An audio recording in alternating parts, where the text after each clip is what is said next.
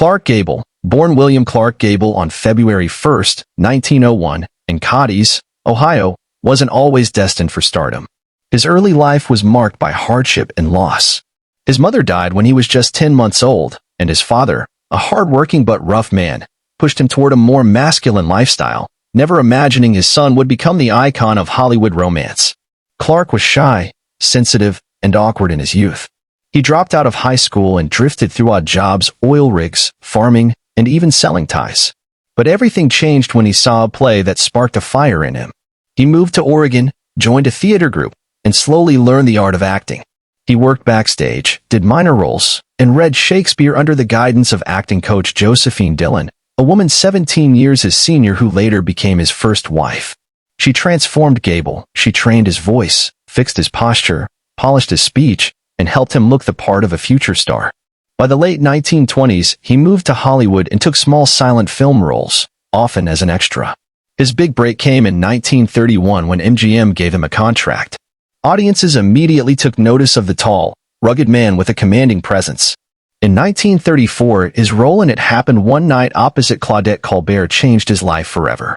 The romantic comedy was a smash hit and earned Gable his first, and only, Academy Award for Best Actor. It also broke the myth that masculine men couldn't be funny or tender.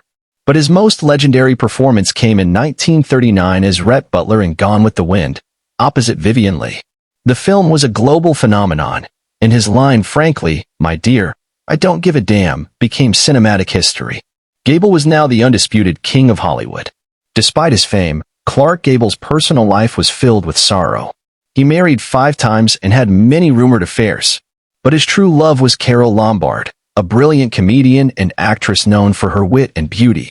Their marriage in 1939 was the happiest period of Gable's life. Tragically, in 1942, Carole died in a plane crash while returning from a war bond tour. Gable was devastated. He enlisted in the U.S. Army Air Forces shortly after, flying combat missions during World War II. It was his way of coping with the pain and serving his country. After the war, he returned to Hollywood, but something had changed in him. Though he remained a box office draw, he seemed more distant, more private. His roles became more serious, more reflective. He starred in classics like The Hucksters, Magambo, and Run Silent, Run Deep. Yet he always carried Carole's picture in his wallet. In 1960, while filming The Misfits with Marilyn Monroe, his final film, Gable suffered a heart attack. He passed away days later, on November 16, 1960. He was just 59.